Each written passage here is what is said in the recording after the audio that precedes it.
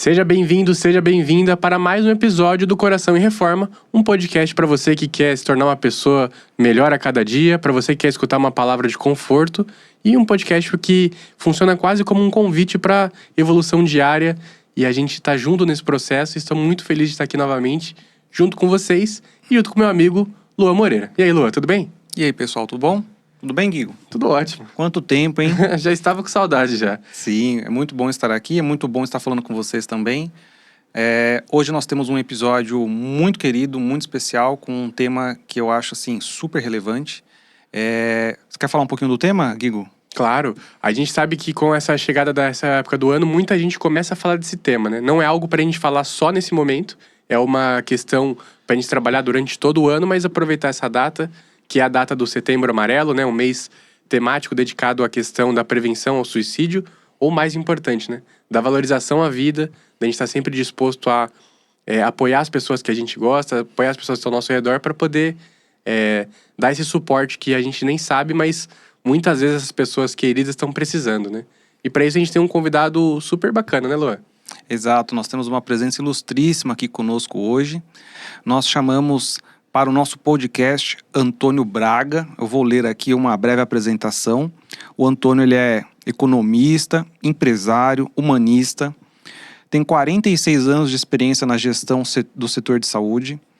Há 3 décadas atua como voluntário do CVV, Centro de Valorização da Vida, onde também é membro do Conselho Diretor e responsável pela saúde mental do Hospital Francisca Júlia. E é estudioso da espiritualidade há 40 anos, palestrante e coordenador de grupos de estudos e práticas integrativas. Antônio, seja muito bem-vindo. Obrigado, Luan. Obrigado, Guilherme. Vamos conversar. Vamos lá. Estamos animados para essa conversa hoje. Mas, antes da gente falar um pouquinho da sua história, que eu tenho certeza que é muito interessante, eu acho que nem todo mundo é familiarizado com o CVV, talvez nem todos os nossos ouvintes, as pessoas que vão assistir esse podcast, sabem o que é o CVV. Então a gente queria começar essa conversa com uma breve apresentação, se você pudesse contextualizar o que o CVV faz, qual a missão dele, onde ele está, onde ele não está, passar um pouquinho de informações para quem está nos ouvindo, para eles entenderem como que o CVV casa com a proposta do Coração em Reforma. Tá bom. Vamos lá. E o CVV é uma organização filantrópica com 63 anos de vida, né? Acho que poucas organizações vivem mais do que a vida média de uma pessoa, né? Uhum. E é um trabalho voluntário, 100%. Né? É um trabalho de apoio emocional e prevenção do suicídio. Falar em prevenção do suicídio nos dias de hoje é quase moda, né? O tema saúde mental, hoje é pop, né? Todo mundo fala, vem se desestigmatizando o tema. Só que estamos falando que ele nasceu em 1962. Então, há 60 anos atrás, 50 anos atrás, 40 anos atrás, ninguém queria falar sobre esse assunto. Isso não era pauta, né? E hoje é um trabalho que ele nasceu em 1962 pelo meio de comunicação mais moderno que tinha na época. Porque o trabalho é feito pelo telefone. Uhum. Surgiu, o atendimento era feito pelo telefone. Eu não sei quem tinha telefone em 1962 em casa, mas eram jovens que desbravaram este serviço. Daqui a pouco eu conto um pouco mais a origem, né? Mas se ele nascesse hoje, ele nasceria com chat, nas redes sociais, ele nasceria com os modelos modernos de comunicação que temos hoje. Muito mais populares do que era o telefone à época, né? Ele é uma organização laica, né? Ele é religioso, né? Hoje, né? Na sua origem, pelos seus fundadores, né? Que eram espíritas, né? Ele tinha uma ligação muito mais próxima, né? Até nos primeiros anos, só quem atuava como voluntário eram espíritas, né?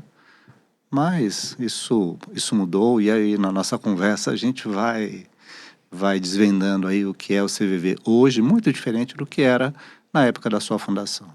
Uhum, legal. Então, assim, para o pessoal que não conhece, o CVV atua como prevenção ao suicídio. Hoje, além do telefone, tem outros meios de comunicação aí também, né? Uhum. Mas vocês atuam em todo lugar, em rede nacional. Então, sim, vamos lá. O trabalho, né, é de atender e ouvir pessoas que estão vivendo um momento difícil na vida, né? Durante muitos anos, o CVV usava um slogan, né? Angústia, tristeza, solidão. Há quanto tempo você não desabafa? Esse slogan deve ter uns 40 anos. E talvez ele nunca tenha sido tão atual, né? Tristeza, hoje a gente dá o nome de depressão. Angústia, a gente fala transtornos de ansiedade. E solidão, eu acho que o trabalho remoto, as redes sociais e o afastamento social dos relacionamentos trazem solidão. Então, a saúde mental, que hoje é um dos principais temas que preocupam a sociedade, todos nós, muitos que estão aqui ouvindo, tem dentro de casa, né, alguém que percebe que está com alguns desses rótulos que hoje nós damos, né, de um estado emocional alterado, né? E o CVV está aí à disposição 24 horas por dia, 7 dias por semana, com voluntários, ouvindo, conversando, acolhendo, compreendendo, aceitando, respeitando, né? E numa escuta empática, né? Dando apoio emocional para aquelas pessoas que estão vivendo um momento difícil. E precisam conversar com alguém e não tem com quem conversar. Ou às vezes até tem com quem conversar, só que a pessoa não a compreende. Tem com quem conversar, mas com quem ele vai conversar vai querer dar um conselho, vai querer dirigir, não quer ouvir. Nós vivemos numa sociedade que ninguém ouve ninguém. E o trabalho do CVV é esse. Hoje são quase 3 mil voluntários, que atende aí 3 milhões de ligações por ano. Uau! 3 milhões é muita coisa. Não dá conta. Não dá conta. Atendemos por telefone, por chat. E chat, por exemplo, a gente não dá vazão. O número de voluntários é muito pequeno, frente à demanda, né? Que é uma característica dos jovens de hoje, né? Ninguém pega o telefone e fala, né? Pega o telefone e escreve, né? Uhum. Eu me identifico, não posso criticar essa juventude aí, não. É uma mudança de comunicação, uma forma de comunicar. Sim. Isso foi muito interessante. Quando você vê, eu não me lembro mais direito, mas já tem uns 15 anos que começou, 10 anos, eu não me lembro mais. Acho que 15 anos, começou o atendimento por chat. Teve um encontro em York, em Londres, na Inglaterra, das várias organizações congêneres, né? Porque igual ao CVV, existem dezenas de organizações que fazem trabalho semelhante no mundo. Uhum. Nós participamos de uma associação internacional que reúne mais de 40 países. Na época, nós fomos apresentar o chat, né?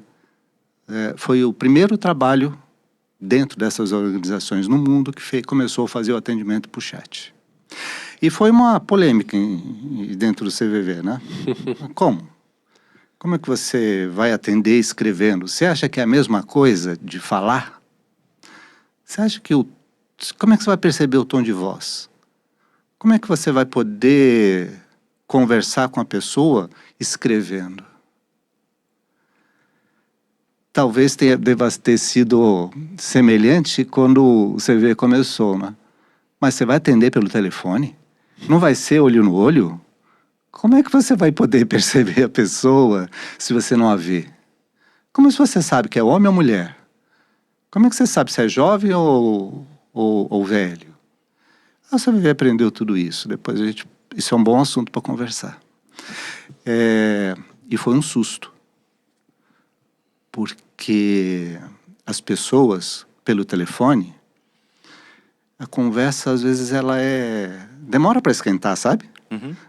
Você fica rodeando e ela não entra no âmago do assunto que a motivou a ligar. E às vezes nem entra. Às vezes nem entra. Na escrita, não. Ele já entra direto. Não aguento mais. Pá. Olha que legal. Então, o diálogo é muito mais objetivo. Talvez porque quando você fala, você se ouve. Nossa. Não sei. É, uma fala forte. É interessante a gente ver essa questão, por ser uma instituição com tanto tempo, e como que vocês fizeram para poder evoluir na compreensão de o tipo de pessoa que vai entrar em contato. E o tipo de suporte que a gente pode oferecer em cada meio, né? Ainda mais com essa mudança de gerações e a mudança como as pessoas se relacionam, como você falou. Os jovens não vão usar mais o telefone, mas não quer dizer que eles não continuem precisando desse suporte, né? Então, como que faz para poder adaptar uma pessoa que vai atender pelo telefone? Qual que é a diferença do treinamento ou algo do tipo para a pessoa que vai atender no chat ou para uma pessoa que não é o caso, mas que ofereça esse suporte pessoalmente, assim? Como que a gente faz essa diferenciação para, em cada uma das maneiras, oferecer esse contato, esse suporte, esse abraço em forma de fala, assim, né?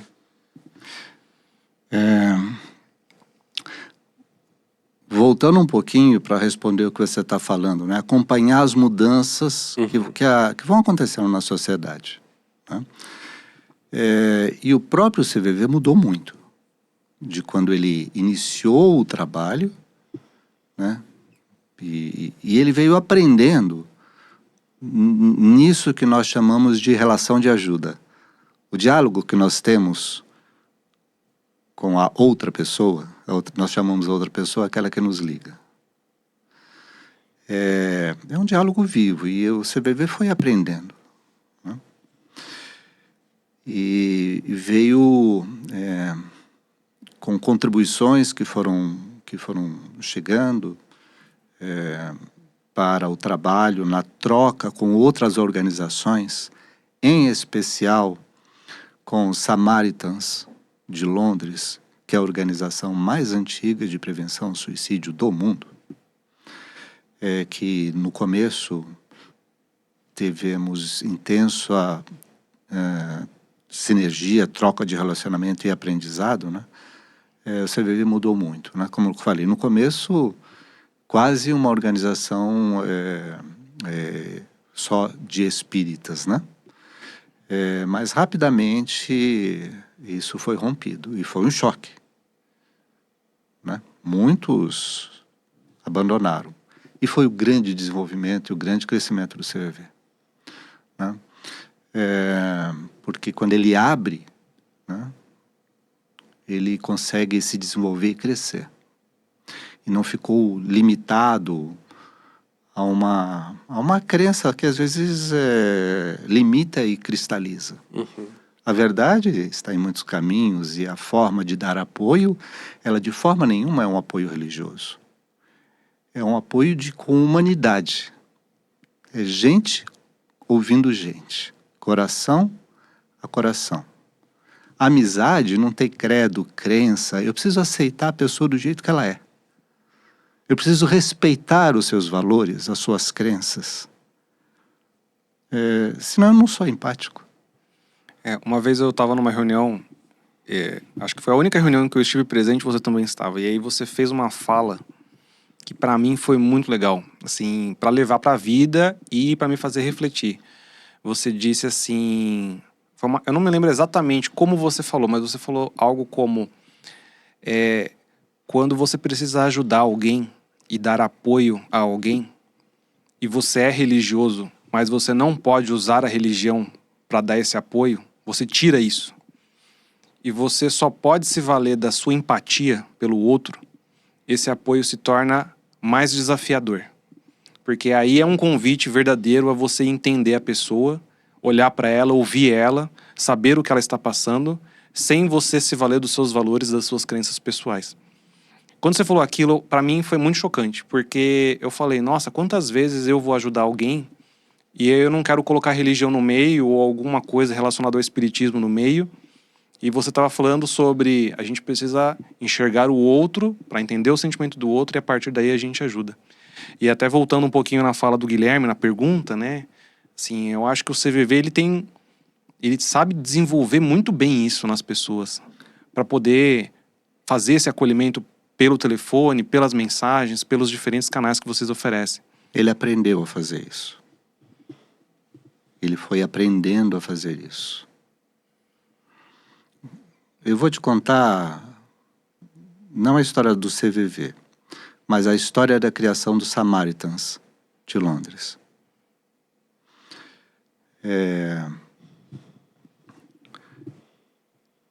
Um reverendo da igreja anglicana, chamado Shedvara, foi fazer o sepultamento de uma jovem, né? As cerimônias, né? De uma menina que tinha morrido. E ele ficou muito chocado, que quando ele estava lá fazendo a cerimônia, ele descobriu que a menina se matou porque ela tinha tido a primeira menstruação e ela não sabia o que era. Meu Deus. E ele ficou muito chocado com isso. Estamos falando nos anos 50, pós-guerra, né? Nossa, mas ainda é recente. É muito recente. Uhum. E ele colocou um anúncio no jornal.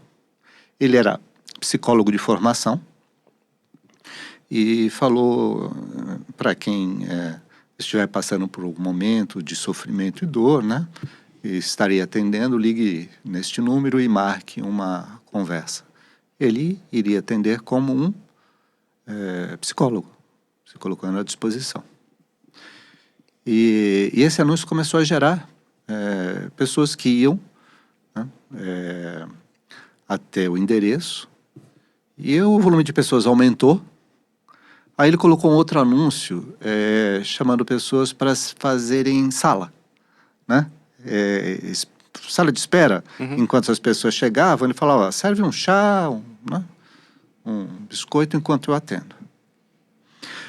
E assim foi. Pessoas vieram para ajudá-lo. Ele atendeu uma senhora, e na medida que ela relatava o caso dela, o que ela estava vivendo, ele percebeu que era um caso que requeria mais tempo. Ele precisava de mais tempo para conversar. Ele falou, vamos fazer o seguinte, eu gostaria de dar mais atenção à senhora, né? Então, fique um pouco lá fora, toma um chá, eu vou atender algumas outras pessoas e a gente volta a conversar. Deixou a moça lá fora com as pessoas que faziam a sala, né? Uhum. E voltou a atender. Ao final ele volta, procura a senhora e fala, ela já foi embora. Não, mas era um caso que eu precisava dar atenção. Mas ela foi embora.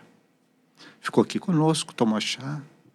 No dia seguinte, a senhora liga para ele, agradecendo muito o atendimento que teve, que foi muito importante para ela. Ele desligou o telefone e não entendeu. Aí ele foi perguntar quem é o atendente que ficou com ela. Quem é que ficou tomando conta dela? Foi aquele senhor lá. E ele perguntou, esse senhor era um caminhoneiro. Uhum. Que ficou lá atendendo. Ele falou, aquela senhora, foi você que cuidou dela? Aí, foi sim. E aí, como é que foi? Eu fiz o que o senhor orientou, dei chá para ela. E aí, o que aconteceu? Você conversou com ela? Ela começou a conversar comigo, falar o que ela estava vivendo. E o que você fez? Não, era uma história confusa. Eu confesso que eu não entendi. Eu pedi que ela me contasse de novo. E ela começou a contar de novo. Mas estava muito difícil a história dela e eu pedi uma terceira vez. Quando ela começou a contar pela terceira, de repente ela parou, levantou, me abraçou, agradeceu e foi embora. Olha só. Caiu a ficha, né? Maravilhosa essa história, maravilhosa essa história. E é legal que você trouxe justamente essa questão de você falar em voz alta. Às vezes o que a pessoa precisa é isso, né? Tirar da dentro da cabeça dela, dentro do coração dela e falando você já vai... Quando a gente vive um problema Aham. e a gente não compartilha, a gente fica em curto-circuito. Sabe? Você fica num curto-circuito, você não sai do lugar. Quando você fala, você elabora o pensamento. E aí você mesmo, às vezes, acaba encontrando outros caminhos, outras alternativas. Né? Por isso que o trabalho não é um trabalho de aconselhamento emocional, é um trabalho de apoio emocional. Eu estou para te apoiar, né? E te ajudar a você sair do teu curto-circuito e encontrar as respostas que façam sentido para você, não para mim. Muito legal. Sabe o que acontece hoje? A nossa mente prática do mundo moderno, ocidental, está treinada a dar respostas para problemas. Me traz um problema, eu começo a contar meu problema, sabe o que você começa a fazer? Você para de ouvir o meu problema e começa a pensar o que você vai responder para mim. Não é assim que a gente funciona? Às vezes eu estou pensando e eu fico lá, nossa, o que eu vou falar para aquela pessoa? Não, eu vou falar isso, ele fala... A gente fica elaborando, a gente não está mais... A gente para de ouvir, não é? É assim mesmo. A gente está preocupado em dar uma fórmula, dar uma resposta, dar uma solução que serve para mim, segundo os meus valores, as minhas crenças, tudo que eu armazenei no meu processo, meu, que é diferente do teu, que é diferente do outro. Então, a resposta que ela vai dar é ela para ela. Mas para isso eu preciso acreditar que a pessoa é capaz. Porque quando eu dou uma fórmula pronta, é porque é como se eu estivesse falando assim, você não acredita, você não vai saber resolver. Ó, faz desse jeito aqui. Não é? Parece que eu não acredito, né? Então eu preciso confiar. Olha só. Você falou esse conceito, né, do que você acabou de falar, do saber ouvir, e é uma coisa assim que eu percebo muito isso nas pessoas, até eu vivo fazendo isso, né? Às vezes as pessoas elas me procuram para conversar e até entrando um pouquinho já em um outro assunto relacionado ao CVV, que eu acho que para quem está nos ouvindo vai ajudar eles também. Porque às vezes as pessoas elas procuram a gente para desabafar e aí elas começam a contar um problema. E aí às vezes eu não sei o que eu falo. Né? Eu tô falando de mim, assim, eu não sei o que eu falo, assim, se for um problema que eu já passei, fica mais fácil. Porque aí eu consigo falar, como você se sentiu quando aconteceu tal coisa, né? Fazer algumas perguntas ajuda a pessoa a continuar falando e a continuar colocando aquela dor para fora. Mas quando é um problema que eu não conheço, ou quando é uma situação assim muito extrema, né, que tá fora do meu campo de vivência, que eu não sei como lidar, às vezes eu fico nessa situação, eu falo, nossa, o que eu falo para essa pessoa agora? Que é um pouco o trabalho que o CVV, ele tem esse desafio, né? Porque uma pessoa pode pegar o telefone e ligar para um voluntário, ele pode falar um problema que está muito fora da nossa realidade. E aí, como vocês orientam essa pessoa que está recebendo esse telefonema e está recebendo esse problema pela primeira vez, às vezes ela não tem essa experiência de vida, de como lidar com aquilo, como agir nessa situação, sabe? Porque a gente fala da empatia e eu concordo, eu acho que a empatia é a chave pra gente conseguir ajudar o próximo. E acho que super dialoga com o que a gente tenta trazer aqui no podcast do Coração em Reforma. Mas é um exercício difícil, assim, na prática. Como a gente lida com isso, assim? Eu fico pensando, eu nunca fiz, eu sei que tem treinamento, a gente vai chegar nesse assunto ainda do CVV. Tem treinamento lá pra como você abordar. Mas como você treina pra você saber o que você fala lá? Ou como você pergunta, sabe? Tá entendendo o que eu tô falando? Pra mim é muito abstrato e eu queria ouvir um pouquinho da sua experiência, porque eu acho que tem pessoas que podem estar na mesma situação, dentro de casa, dentro da família, no trabalho. Como lidar quando uma pessoa te procura pedindo ajuda? Você vê como a mente da gente é treinada, né? Eu tenho que dar uma resposta. Eu tenho que falar para ela o que ela tem que fazer. Como é que você falou? Eu tenho que ouvir o problema e como é que eu vou responder um problema que eu não tenho nem experiência de vida para aquele problema? Esquece o problema.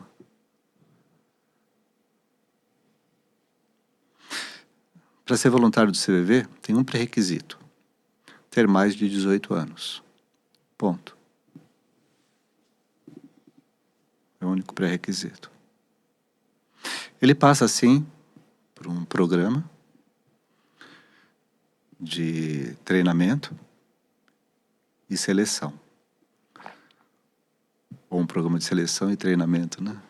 Uhum. Que, na verdade, não é o CVV que seleciona.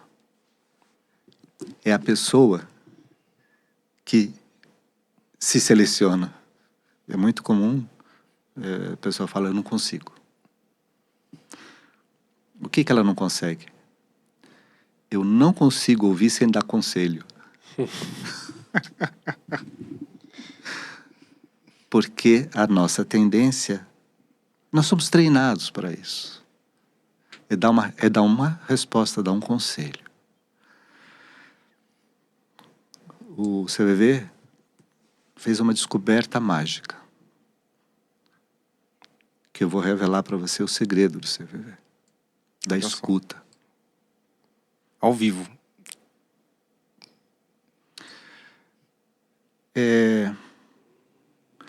E isso é muito difícil, porque temos que nos descondicionar. Quando a pessoa está falando, seja a história que for, lembra do caminhoneiro? O que ele falou? Conta a história de novo. Ele falou, conta a história de novo, porque ele não estava entendendo a história da mulher, né? Mas ele não deu conselho nenhum. Ele não falou nada. A descoberta do ponto de vista, não sei se eu posso falar psicológico, né? É ouvir o que está por trás da história que a pessoa está contando. Mas eu ouvir o que ela está sentindo. Quando você ouve sentimento, acabou o mistério de que eu não tenho experiência para responder esta questão. Sabe por quê? Todos os sentimentos que o outro vivencia, você já vivenciou. Quando eu entro no campo dos sentimentos, eu me identifico. E o cara fala, você está me entendendo? Não, eu estou entendendo o teu sentimento, não a tua história. Porque eu não tenho relação com essa história. Se eu falasse para você, eu odeio a megera da minha mãe. Que eco tem dentro de você isso?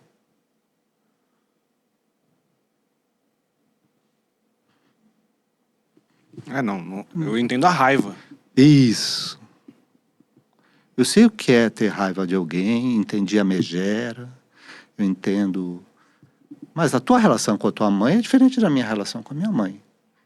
E aí entram preconceitos. Como assim? É tua mãe? Como é que você pode odiar a mãe? Pronto, afasta. Se você falar isso, afastou. Você não está entendendo, você não está compreendendo a outra pessoa. Não está aceitando. Se eu não compreender, não aceitar, eu me afasto. Como é que o que é empatia? Entende o que eu quero dizer? Mas se eu Fala, nossa, eu tô entendendo a raiva que você tá. Eu tô com raiva mesmo, você tá me entendendo. Então vamos falar da raiva. Porque a história, tira a mãe e coloca vizinho. Tira o vizinho e coloca chefe. Tira a chefe e coloca irmão, namorado, o presidente, o político. Entende?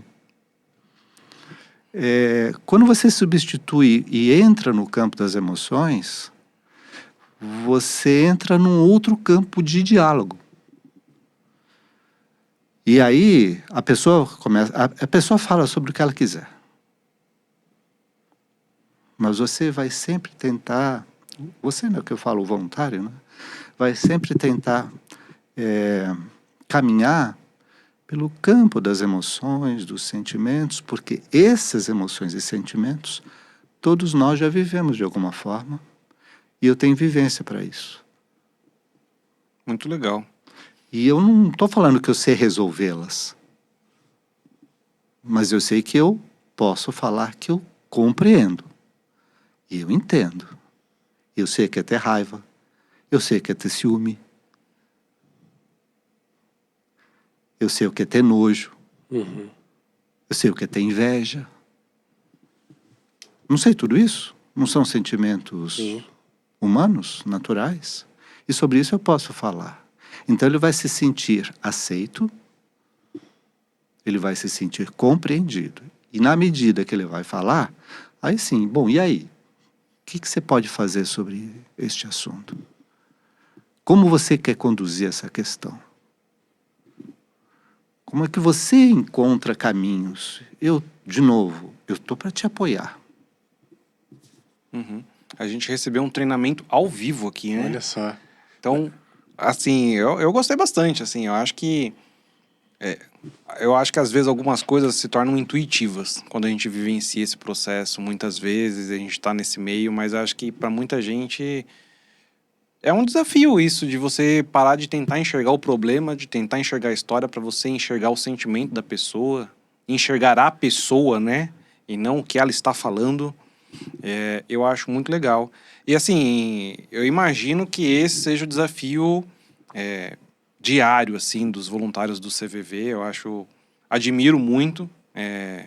Inclusive estava lendo alguns materiais antes de vir para cá, assim, é uma causa muito bonita, né? Forte, toca as pessoas. Mas eu ia sugerir a gente fazer uma mudança aqui, porque acho que o pessoal conseguiu entender bem qual que é a proposta do CVV. Estou com uma coisa na cabeça antes de você mudar. Ixi, olha lá a espiritualidade. Porque eu acho que tem pessoas em casa assistindo que tem lá um marido, um filho, né? Alguém que ama, que possa estar vivendo uma situação. O que eu faço? Uhum. Né? Eu nunca me aproximei, vou começar a ouvir o coração dele. Às vezes eu estou distante, sabe? Eu preciso começar a me aproximar.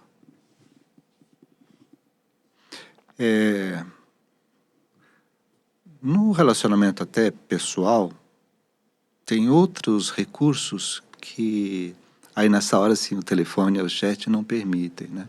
Mais ou menos, eu vou até explicar que é possível sim.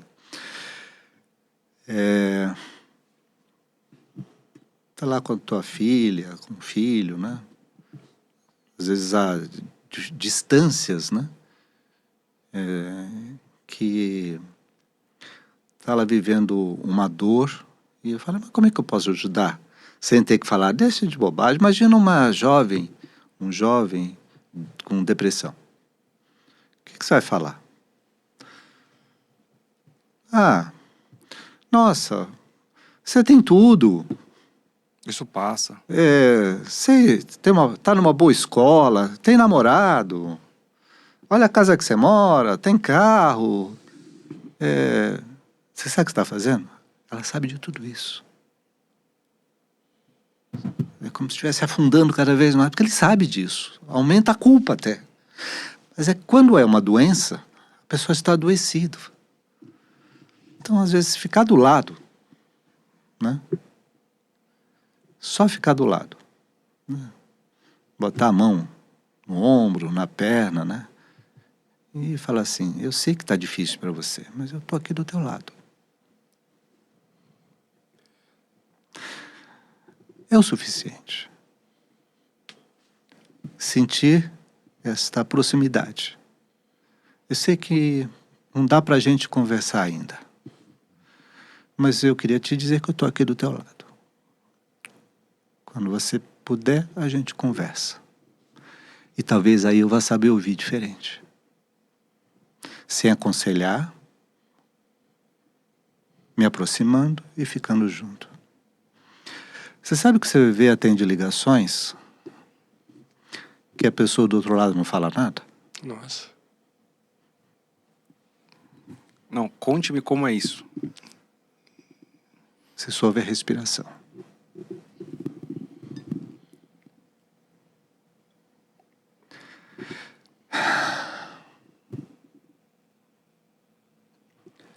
E às vezes você fala, né? Às vezes é difícil começar. Não se preocupa. Eu estou aqui do teu lado. Dá o tempo para ele.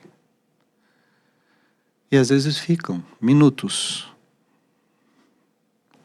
5 minutos.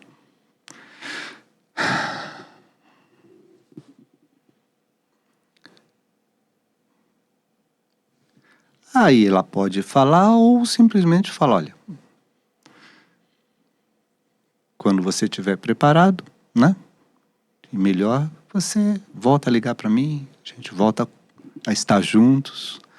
Porque às vezes é difícil começar, não é verdade? Você dá para você pegar alguém e falar, senta aí, me conta. Alguém que você nunca fez isso? Ou uma relação que você possa ter com uma pessoa do teu relacionamento, mas sempre foi um relacionamento, às vezes, brincadeira, superficial, nunca profundo, que começar uma conversa séria é difícil. Tem tanta coisa, né? É mágico isso tudo. Isso é humanidade. Então, o que a sociedade precisa é de humanidade. E hoje, eu vi esses dias, né? 12 milhões de brasileiros estão fazendo terapia com inteligência artificial. Né? Porque ninguém ouve. Ele precisa conversar com alguém. Né? E o CVV precisa de voluntários. Então, se você se sente motivado, você que está aí nos ouvindo, né? cvv.org.br, se candidata para ser um voluntário, faz um dos cursos. Se você está precisando conversar com alguém, ou no cvv.org, ou Disque 188. Ligação gratuita, 24 horas por dia. E alguém do outro lado está lá para te ouvir, para te apoiar. Né? É isso. Muito bom. Muito bom. Não, para mim, sensacional. Isso que você falou por último, né? Às vezes, conversar com uma pessoa que você não está acostumado a conversar, porque às vezes você não consegue aprofundar o assunto. E o que você falou, às vezes nós estamos dentro de casa, né? Pode ser com o nosso pai, com a nossa mãe, com o nosso irmão, com o marido, com a esposa, com os filhos, com o chefe. Nem sempre a gente consegue falar o que a gente está sentindo. Mas a gente pode começar ouvindo, né? Achei muito, muito precioso o que você falou. Mas eu acho que a gente conseguiu, assim, em poucas palavras, entender um pouco do sentimento que a gente precisa passar quando a gente está falando sobre prevenção ao suicídio e quando a gente está falando sobre valorização da vida. Porque eu acho que você conseguiu transmitir isso, essa profundidade de como é um diálogo para acolher pessoas e para receber pessoas. Mas eu também gostaria de entender, porque hoje a gente está lidando com o Antônio de agora, que é um Antônio que já vivenciou muita coisa, que esteve à frente do CVV, que ajudou muitas pessoas, que sabe como lidar com essa situação, mas Eu acho que talvez seria interessante a gente também ouvir um pouquinho da sua trajetória para as pessoas entenderem como você se moldou para você chegar nesse ponto onde você sabe lidar com esse assunto com essa profundidade. Você rememorou algumas vezes que o CVV ele teve essa origem com pessoas espíritas. E eu queria ouvir de você, assim, porque eu não conheço a sua história pessoal, né? Assim, como que você chegou a entrar em contato com o CVV? Você teve contato primeiro com o CVV, com o Espiritismo? Como é que foi essa linha do tempo? Porque eu queria entender, assim, o passo a passo, né? De como foi essa caminhada e os aprendizados que você teve nela. Eu acho que você já compartilhou um pouco com a gente, mas quanto mais você compartilha, melhor. O CVV é pauta, o Antônio não é pauta. O CVV é importante. A história do Antônio eu não sei, mas eu não posso me recusar a responder as suas perguntas, né?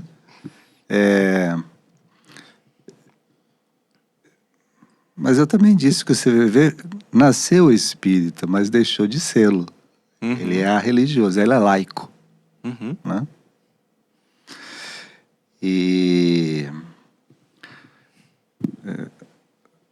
eu conheci o CVV depois, né? Apesar que os fundadores, né, do CVV serem espíritas, poderiam ser judeus, católicos ou qualquer coisa. Perceba que isso não é relevante. Sim. Né? Mas eu entendo que a pauta do programa passa por uma visão espírita. Ou um pensamento espiritual, não sei o que a gente poderia dizer, né? Eu vivi durante muitos anos, né, dentro do movimento espírita, né? Comecei meados dos anos 80. Eu acho que voltar um pouquinho no tempo, talvez... eu lembro que com 18 anos saiu uma publicação que tinha na banca de jornal. Lembra de banca de jornal? Existia banca de jornal, era divertido. Você comprava coisas lá. Saiu a coleção do Kardec. Né? Uau. E eu comprei lá o Livro dos Espíritos. Acho que tinha 17, 18 anos. E antes disso eu gostava de outros livrinhos, que era uma série que tinha de uma revista chamada Planeta, que falava sobre mistérios do mundo, UFOs, né? Erich von Däniken eram os deuses astronautas, essas coisas todas, né? Civilizações antigas, etc. Aí eu comprei o tal do Livro dos Espíritos, né? Como todo que vai ler, né? Pula aqueles prolegômenos, aquela casa grande, vai direto para a pergunta. Aí eu falei, nossa, que curioso, tudo aquilo que eu acredito está aqui, vida em outros mundos, não tem um capítulo que fala sobre isso? Sim. Outras formas de vida, fala, que legal, fala tudo aqui e tal. Foi o primeiro contato que eu tive.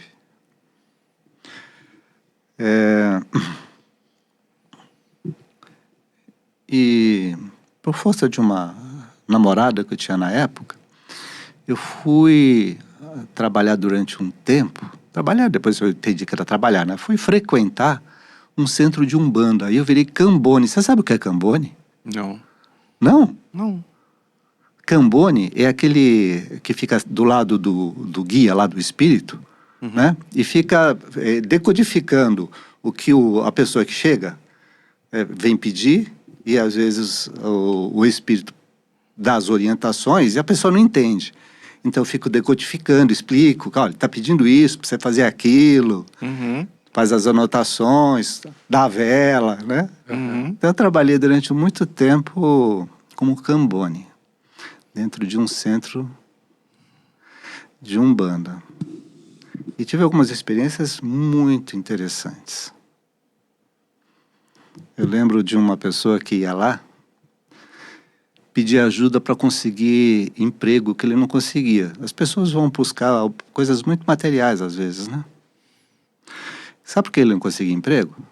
Porque toda vez que antigamente, para você fazer o teste de admissão, hoje tem o exame admissional numa empresa, não tem? Isso. Fazia chapa de pulmão. Era a biografia que se fazia no passado. Para saber se a pessoa acha que tinha tuberculose, senão não contratava. Tinha isso. Uau. É? Nossa, que loucura. Eu sou velho, né?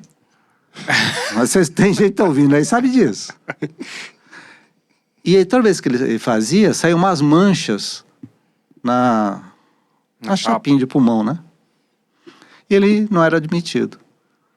A entidade falou assim, quando é que você vai fazer o próximo exame, teste, vem falar com a gente aqui. Aí ele apareceu um dia e falou, ó, era um final de semana, falou, segunda-feira eu vou fazer a tal da abriografia, era a chapa do pulmão. Ah, tá bom, pode fazer. Na outra semana ele veio todo feliz, agradecendo que conseguiu emprego. A chapa dele não Deu nada. deu nada. Olha que legal. Aí foi embora. E fiquei com aquilo na cabeça. Como é que é isso? Aí fui lá perguntar pro tal do espírito, mas o que aconteceu? É fácil. Quando ele foi fazer a chapa de pulmão, eu fiquei na frente. Diz ele, né? Interferências no campo Física. eletromagnético, para quem está no outro campo energético, é muito simples. Como fazer uma interferência aqui. Você já passou por experiências de tentar gravar uma mensagem? Eu dirigi grupos, turmas, né? Tinha às vezes sempre o exame que vinha a mensagem para ele. Pega o gravador, põe na boca do médium, né? Aí você dá a fita para ele aqui. Porque eu ficava com o gravador, né? Os alunos vinham, punha lá a fita para gravar. Quantas e quantas vezes a gravação era só chiado, não tinha nada. Olha só. A mensagem, às vezes, é para ficar gravada no coração, né? É. Não é para ser lida, ouvida. Então, tem coisas mágicas, assim. Né? Aí fui fazer cursos, né? Na época eu mudei para São José dos Campos, lá eu comecei a fazer escolas, né? Cursos. Depois fui dar aulas, dirigir grupos. Cheguei até a abrir centro espírita. E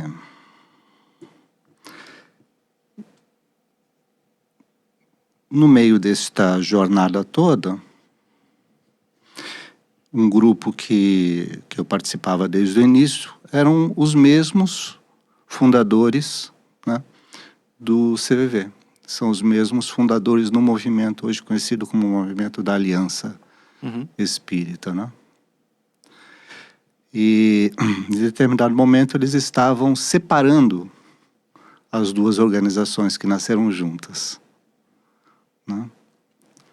E eu que estava numa organização, acabei migrando para outra. E eu fui me dedicar a um trabalho do Centro de Valorização da Vida, porque o Centro de Valorização da Vida é uma organização que mantém dois trabalhos. Um é o programa CVV, de prevenção ao suicídio. E outro é hoje um complexo de saúde mental, que é o Francisca Júlia, que fica em São José dos Campos, que é um hospital de saúde mental, né? Ambulatórios, e tem lá um trabalho bastante rico dentro da área da saúde mental. E ambos os trabalhos foram muito impulsionados pós-pandemia, né?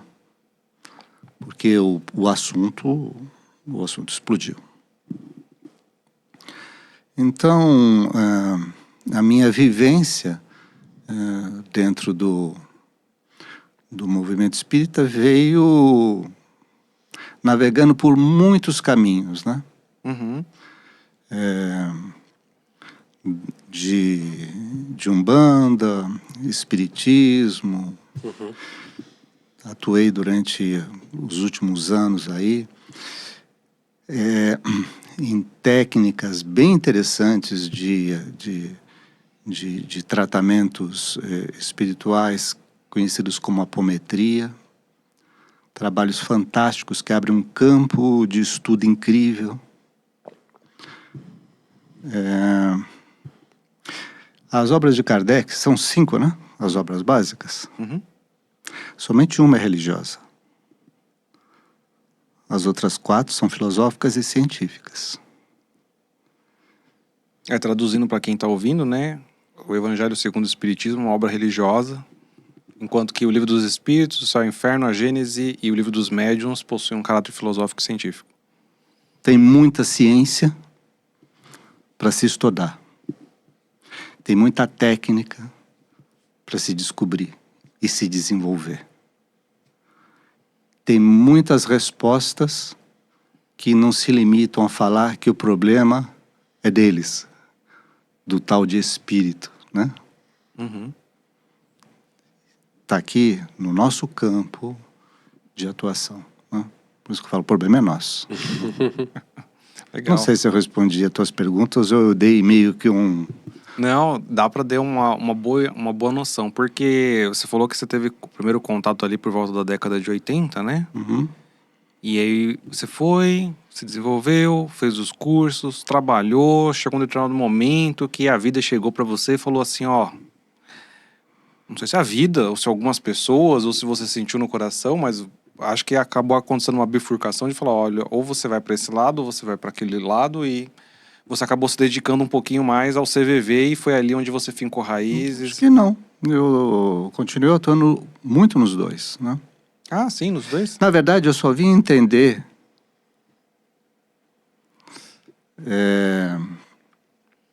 muita coisa. Você fala alguma coisa no teu programa sobre reforma íntima, alguma coisa assim, né? Ó, a gente tenta falar um pouco, assim, meio por cima. Sobre autopercepção, autoconhecimento. Eu só vim entender o que é se conhecer quando eu fui para o CVV.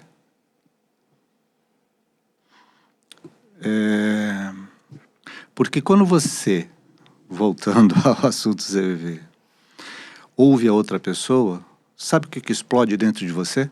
Uhum. Os teus preconceitos, as tuas crenças. Porque a gente fala assim, eu não tenho preconceito. Né? Até que você atende algumas pessoas que mexem com você. Alguns atendimentos que te tiram do eixo. Que te desequilibram. Porque mexem com coisas íntimas tuas. Uhum. E isso te balança. Uhum. Então, você quer fazer uma transformação interior, se relaciona com as pessoas. Nossa. Aceita a pessoa do jeito que ela é. Sem querer mudá-la. Mexe com as coisas dentro de você. Aí o verdadeiro eu vai aparecer. Aí você vai saber o que você precisa melhorar dentro de você. Olha só, então, traduzindo aqui é uma brincadeira, tá? Não leve a sério. Você quer fazer reforma íntima, você que está nos ouvindo, também, tem muitas coisas para fazer, né? Mas também ajude o CVV. Porque você vai estar ajudando muitas pessoas, mas você Eu acho que ajude quem está dentro de casa. Ouça seu marido, seu filho, ouça sua namorada, seu namorado, ouça seu colega do trabalho, Uhum. né? Aceite ele. A gente está num mundo polarizado, não é isso que está acontecendo? Eu vejo pessoas brigando no grupo de WhatsApp por convicções. Ninguém aceita ninguém. Nós e eles. Uhum. Então, cadê os conceitos de... Percebe que são conceitos universais? De respeito, de aceitação. Uhum. Isso não é religioso. E, ao mesmo tempo, é totalmente pura religião. Uhum. Falando em religião, né? Jesus, o que ele veio falar? Aceita o outro do jeito que ele é. Exatamente. né? Eu queria até pegar esse gancho só pra gente voltar nessa tecla que é importante, né? Eu achei muito bom. Qual? Às vezes a gente busca a melhora pessoal indo muito por esse caminho individualista. Então eu vou estudar, eu vou fazer, sei lá, vou me desenvolver profissionalmente, vou fazer algo assim, mas eu acho que eu queria até ver a sua percepção em relação a isso, tanto de quanto tá agora, quanto de como era antes. Se houve realmente uma guinada do mundo para esse lado um pouco mais individual, mais pessoal, e com isso as pessoas acabam esquecendo o outro, os seus familiares, seus amigos, seus colegas e tal, e como isso pode acabar influenciando também a saúde mental de cada uma das pessoas, né? Eu não sei se eu entendi direito a tua pergunta, mas eu acho que é assim, tava tudo lá dentro, né? Não teve nada que mudou. O mundo não mudou, né? Tava tudo lá dentro, Aham. mas parece que despertou, né? Ah, então agora pode falar isso? Então agora eu falo, né? Parece que durante algum tempo não se falava algumas coisas, hoje se fala. Aham. Ah, então eu vi outro dia alguém falando nas redes sociais, explicando esse fenômeno Aham. do que está acontecendo do nós e eles, né, do reforço. A filha chega em casa e o pai assistindo TV fala: pai, mas isso daí é mentira, né? Fake, né? E o pai fala: mas como isso é mentira se é exatamente o que eu penso? Você entende? Tá lá dentro. Vem alguém e faz o reforço. Né? É um reforço emocional. Esse reforço emocional, Sim. talvez esse seja o problema dos algoritmos, né? Que fica mostrando para você, e na verdade, a partir do momento que você curte, o algoritmo fala assim: ah, então você gosta disso, né? Toma mais isso, né? E daqui a pouco, só o que chega para você é como se fosse espelho, né? Você só fica vendo aquilo que você acredita. E há um adoecimento do pensamento por falta da diversificação das ideias, do senso crítico. Então, ainda há pouco eu falei da banca de jornal, né? Notícias sempre existiram, mentiras sempre existiram, né? Só que quando você chegava no banco de jornal, eu tinha uma oferta grande de assuntos. Eu podia até pegar uma revista, dar uma folhada, falar: não, esse assunto eu só peguei para ver o que era, e punha de volta. Hoje não tem mais revista. Se eu pegar o meu Instagram e bater alguma coisa, só para ver o que fala sobre aquilo, o algoritmo fala: ah, você gosta disso? Então toma um monte disso. Não é isso? Exato. E aí você não consegue mais se livrar daquelas mensagens. Então, há um processo bastante complexo, que eu não sei como é que a sociedade vai se organizar se não for uma revolução dos próprios usuários, né? Dando um basta e um chega nisso, porque isso provoca um outro fato, que há um adoecimento. Né? É um adoecimento emocional. Aí tem todo o mecanismo de como eles funcionam, né? Da rolagem, dos incentivos, das cargas, né? Que jogam sobre nós e nos prendem, né? E nos prendem. Então, eu acho que nós vamos ter que fazer um grande trabalho de disseminar informação, né?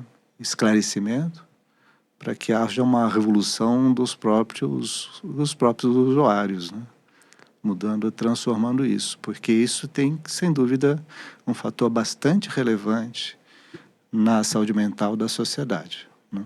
Quando a gente fala das pessoas mais jovens, né? A gente sabe que, infelizmente, existe um número considerável de jovens e adolescentes que chegam a cogitar ou ter uma ideação suicida, né? Você acha que as redes sociais, assim, elas contribuem ativamente para isso? Você tinha falado de angústia, de do antigo lema, né? Que tudo se Angústia, traduz... tristeza, solidão, né? E as redes sociais, elas podem trazer tudo isso de uma vez só, né? Às vezes 3 postagens diferentes você vê, cada uma delas vai reforçar um desses tópicos logo na sequência, né?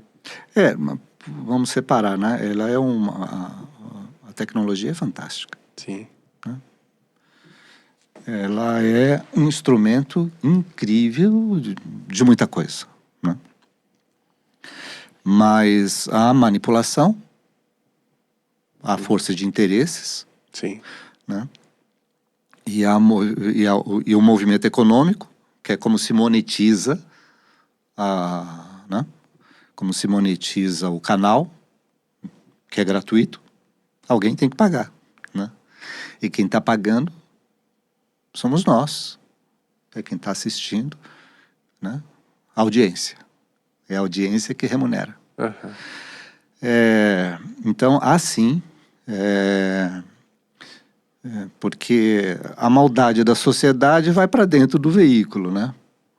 Então, nós tivemos já vários movimentos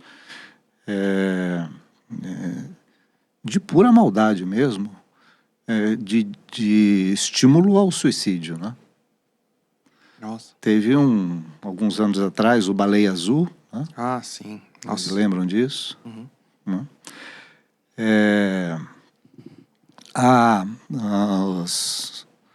As ligações maliciosas, né? Uhum. Daqueles que adentram dentro das redes sociais, né? Aliciando. A questão do reforço negativo de imagem, né? Se eu estou na minha rede, na escola, porque todos nós sofremos bullying dentro da escola, né? Só que hoje você tem o cyberbullying. Então, quando o jovem sofria muito bullying, na minha geração, no limite, a mãe pegava, os pais pegavam e trocavam de escola. Uhum. Trocava de escola, você ganhava uma identidade nova, você começava tudo do zero. Hoje você troca de escola, tua rede social vai junto e já chega lá. Chegou o narigudo, chegou... Uhum. Você carrega a maldade daquilo que aplicava na... Então, o cyberbullying te persegue. Uhum. E aquele que não curte as suas... não recebe curtidas ou recebe ataques. E a fragilidade emocional dos jovens é um alvo cruel, né? Como que fazer para trabalhar esse jovem para que ele se blinde, se proteja, se prepare para conviver com esse mundo cheio de desafios, assim? Ao mesmo tempo, eu não subestimaria tanto também, porque ao mesmo tempo, eu tenho certeza que tudo isso que eu estou falando, ele sabe com muito mais qualidade e conteúdo do que eu sei. Uhum. Né? Ele sabe do mal, sabe de como funciona, né? Há aqueles que, eventualmente, por ingenuidade, desconhecem. Eu acho que, como qualquer outra coisa, se faz com esclarecimento e divulgação. Uhum. Não tem como se fazer prevenção sem ser com informação. Uhum. Como é que se combate o suicídio? Dando informação. Como é que se combate qualquer doença? Dando informação. Como é que se combate qualquer mal? Dando informação. Campanhas de esclarecimento se fazem necessárias. Como é que se combateu a AIDS? Ninguém mais morre de AIDS. Com informação. Use camisinha, né? Como é que usa a camisinha? Uhum. Sem preconceito, falando claramente. Foi o que foi feito no final dos anos 80, 90 e até os dias de hoje, né? Então, a questão das redes sociais, do perigo, etc., é processo educativo de esclarecimento para que possamos nos defender, não é assim? Você falou da questão da informação, me diz quanto esclarecer essas questões, não só para os jovens, mas para todo mundo é importante. E aí você tinha trazido agora há pouco, no começo do nosso papo, sobre o quanto o número maior de pessoas está utilizando para desabafar, para conversar sobre a vida, uma inteligência artificial, como o ChatGPT. Uhum. Por outro lado, a gente tem o CVV, que são pessoas vivas, né? Não são máquinas, que oferecem um tipo diferente de resposta do que se vai ter numa inteligência artificial, que às vezes vai só reforçar o que você está pensando, não vai dar esse contraponto, não vai escutar plenamente. Que diferença que a gente tem, assim, para quem precisa desse suporte, ele saber que escolher uma instituição como o CVV, que tem pessoas preparadas para aquilo, é melhor do que só falar com uma máquina. Eu diria que, não sei, no futuro tudo vai se complementar, né? Porque hoje não... é inevitável, né? É uma coisa que você chega no médico, já deu uma pesquisada no Google sobre aquilo que você estava sentindo, já chega, não é assim? Sim. Eu acho que é inevitável. Eu não estou, de novo, falando que não é válido, né? Acho até que os chatbots, né, diálogos, é uma ferramenta fantástica. Até mesmo, imagina quantas pessoas solitárias, né, possam conversar sobre qualquer assunto. Sim. Possam conversar sobre ciências, né, futebol, né, possam conversar sobre seus temas de interesse com uma máquina incansável, com um repertório de conhecimento fantástico. Não é verdade? Sim. Que eu posso pesquisar qualquer assunto. Eu posso debater sobre as obras de Kardec, com muito mais qualidade e sem erro. Entre aspas, né? Se ela não surtar. Mas cada vez ela vai melhorar mais. Sim. Aí tem uma linha tênue, né? Que é a questão das questões humanas, né? Eu não estou falando das questões da curiosidade humana. Eu estou falando das questões que migram para as questões emocionais humanas. E aí a máquina não tem a humanidade, né? Porque isso faz parte da humanidade do homem, né? E não da mecanicidade, né, da máquina. Que nós aqui, em nenhum momento, quando estávamos falando sobre CVV, falamos que o voluntário tem que ter um repertório mnemônico de conhecimento, né? Nem falamos que ele tem que ter uma inteligência extraordinária. O que nós falamos é outra coisa, sobre sentimentos que ele teve, vivenciou e conheceu, então com autenticidade ele pode falar com o outro. E aí não tem máquina. Entende? Não tem como comparar isso, né? Não tem como comparar. Agora, que o chatbot pode ser uma companhia incrível, pode. Mas o CVV não é um telefone de companhia. Uhum. Não é assim, você não tem o que fazer, liga para mim. Não era esta... Nunca foi esse o nosso slogan. É isso. Legal. E continuando um pouco nesse assunto, tanto da tecnologia como dos jovens, e aproveitando aqui que a gente está falando sobre valorização da vida, eu acho que também, você falou, informação é importante, conhecimento é importante, as pessoas precisam saber como agir. E eu acho que entrando um pouquinho em um assunto um pouquinho mais delicado, mas eu queria ouvir um pouco a sua opinião. A gente sabe que o número de suicídio, talvez no mundo, né, seja crescente, infelizmente. E às vezes existem pessoas dentro das nossas casas ou nos nossos ambientes de trabalho que às vezes podem pensar sobre o assunto, né?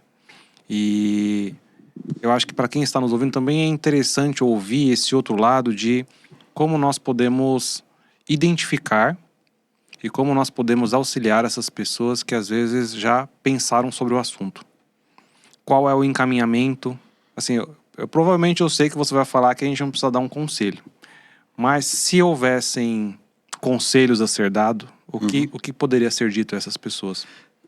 Vou de novo na linha do esclarecimento, né? Você podia publicar no teu canal, o CVV tem uma pequena apostila chamada Falando Abertamente sobre o Suicídio. Pode botar o link e as pessoas podem acessar, que tem vários temas muito importantes, eu vou citar alguns aqui. Primeiro, pensar sobre suicídio é natural e normal. Numa sala com 10 pessoas, 3 ou 4 já pensaram em suicídio. E não tem nada de anormal nisso. E nós 3 aqui, um de nós já pensou no assunto. Pensar é natural, faz parte da vida. Mas há estágios. Aí depois a pessoa passa para outro estágio, que é elaborar. Como fazer? Né? Começa a pensar em formas. Aí depois ele passa para um outro estágio, que é organizar. Organizar as coisas, organizar a vida, sabe? Deixar tudo arrumadinho. Né? Então, esses estágios, então as pessoas mandam sinais. Né? Agora, há várias questões. Grande parte das pessoas que partem para o suicídio, eles estão vivendo um processo de adoecimento emocional e a depressão é um desses fatores. Eu não estou falando que todo mundo que tem depressão vai levar ao suicídio. Não é isso. Mas a maioria das pessoas que foram ao suicídio passaram pela depressão. Entende? Uhum. Porque há um adoecimento. Esse é um processo de adoecimento que vem de muito tempo. E então, às vezes, a gente vê uma notícia assim: a pessoa perdeu o emprego e se matou. Nossa, então ele perdeu o emprego, ele se matou porque ele perdeu o emprego?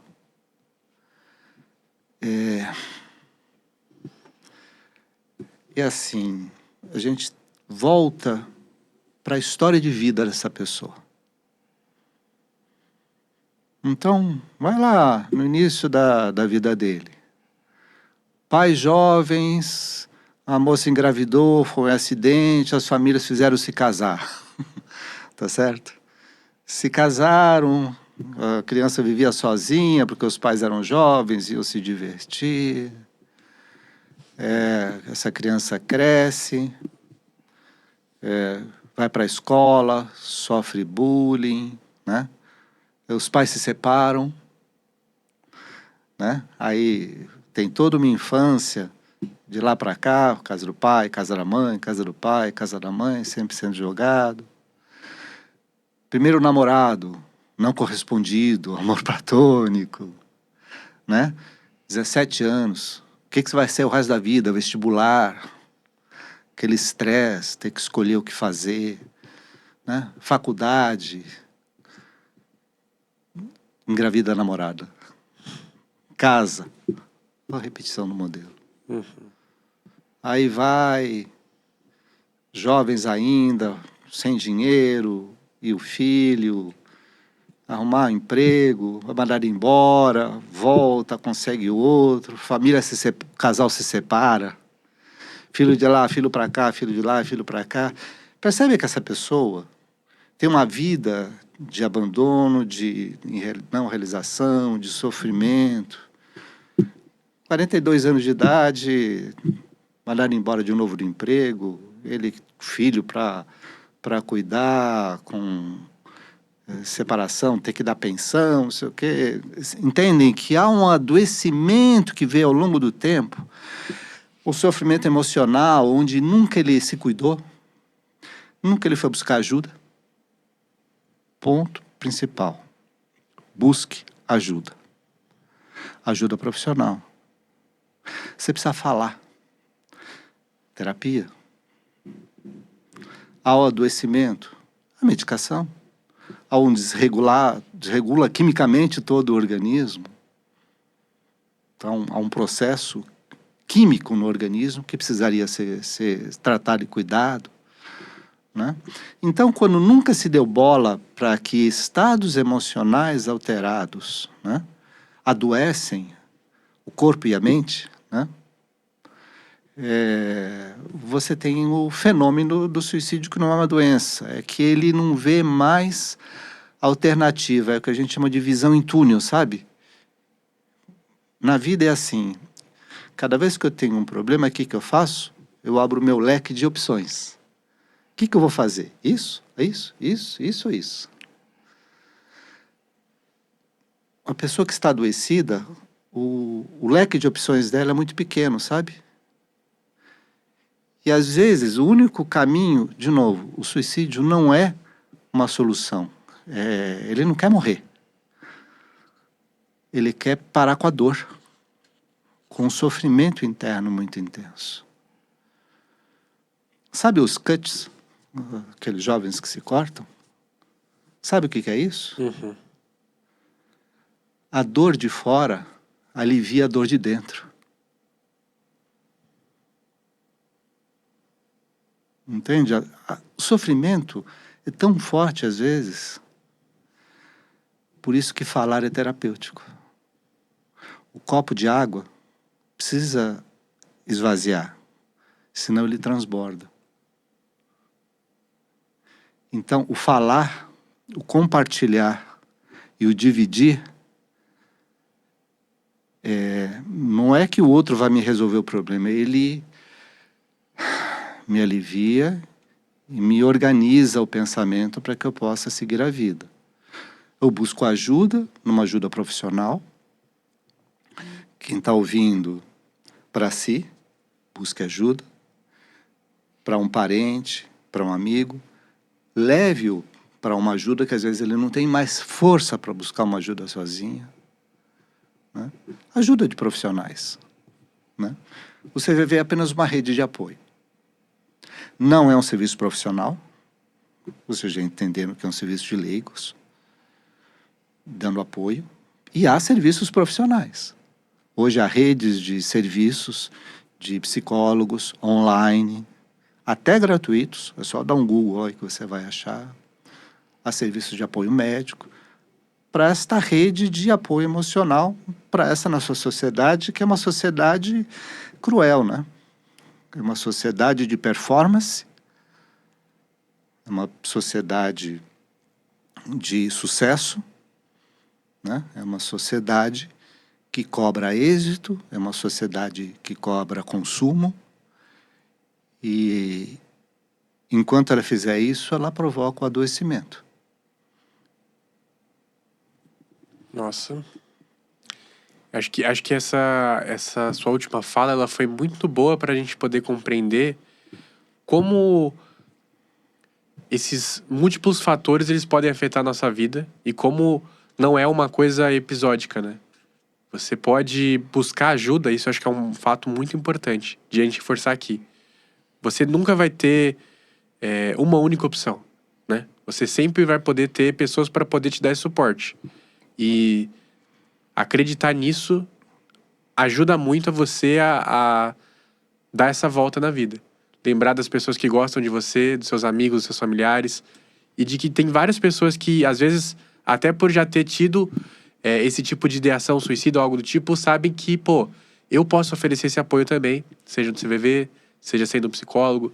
Às vezes você vai encontrar uma pessoa que vai poder te escutar numa fila de um banco, por exemplo. E só de você poder falar, já alivia muito, né? E para mim também me veio muito esse pensamento aí das pessoas se cuidarem no processo. Porque, óbvio, eu acho que quando a gente fala sobre esse tema, às vezes as pessoas querem olhar só pro final da história. E eu gostei muito que você, às vezes, recapitulou a vida da pessoa desde a infância. E foi mostrando que são pequenas dores, mas que vão se acumulando e a pessoa vai se desgastando. E nós não somos muitas vezes ensinados a cuidar de nós mesmos, a ter esse olhar amoroso e atencioso para a gente validar e entender os sentimentos que a gente está sentindo. A gente não recebe essa educação emocional muitas vezes. E às vezes a gente consegue ir criando redes, né, de apoio, lugares que podem nos ajudar a ter sustentação, tanto para ressignificar às vezes essas dores que a gente carrega com a gente, como também para no momento de fraqueza ou no momento de vulnerabilidade, a gente ter com quem a gente possa esvaziar o copo, falar do que a gente está sentindo. Então, assim, eu não sou especialista aqui, mas eu imagino, né, a família, a religião, os amigos, essas pessoas com quem você pode estar do seu lado e que num momento difícil, em um momento de dor, você pode ter essas pessoas para te ajudar e tudo isso ajuda a construir um relacionamento saudável para que a gente possa ressignificar esse processo, a gente possa superar essas dores. Então, também falar sobre esse tema também e ouvir você falando também me fez pensar muito sobre o quanto que a gente tem que cuidar da nossa vida, assim, no sentido de ter uma vida feliz, uma vida amorosa, sabe? Próspera, de não carregar essas dores conosco, de não ser uma vida sofrida, porque se estiver sendo, é um sinal de adoecimento e aí a gente precisa buscar auxílio, precisa buscar ajuda. Buscar ajuda, buscar cuidado, é isso. E vocês dois falaram a mesma palavra mágica, né? Rede de apoio. Família, rede de apoio. Amigos, rede de apoio, né? É isso que nós precisamos, criar uma rede de apoio. Muito bom. É isso. Acho que com essas palavras a gente não tem nem como acrescentar mais. A gente quer agradecer muito, assim, pela sua presença. Foi uma verdadeira aula aqui. Eu acho que tem muita coisa, você mesmo comentou, né? A gente já sabe. Mas é bom a gente relembrar e não esquecer que é importante a gente olhar tanto pro lado, para ver quem talvez esteja precisando de ajuda, e olhar para dentro. Porque às vezes a gente que precisa nesse momento, né? A gente precisa ser cuidado, a gente precisa que outras pessoas nos ajudem. E se nosso público aqui, se você está escutando, você está num momento como esse, tem inúmeras formas, inúmeros caminhos para você poder se ajudar. Seja com CVV, seja com rede de apoio. Mas o importante é isso, é compreender que não é uma rua sem saída. É isso. Você quer deixar uma palavra final, uma última mensagem para as pessoas? Talvez falando sobre o CVV, ou falando para as pessoas que talvez estejam precisando de algo.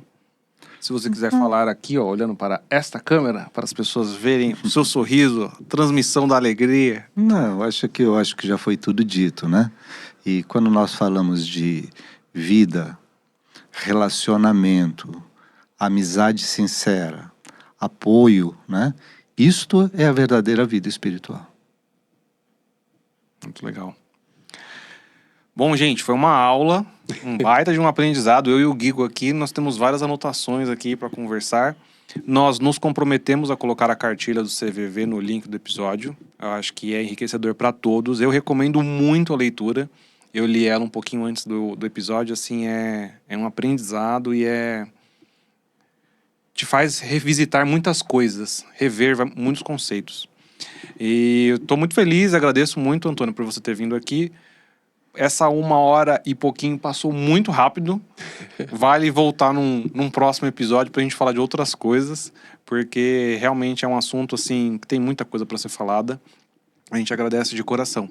É isso.